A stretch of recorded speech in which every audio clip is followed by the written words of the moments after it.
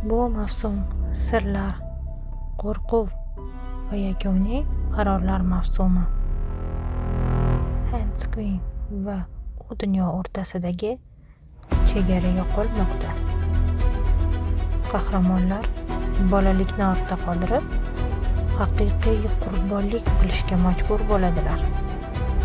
Do'stlik, jasorat va umid bu mavsumda hal qiluvchi kuchga aylanadi.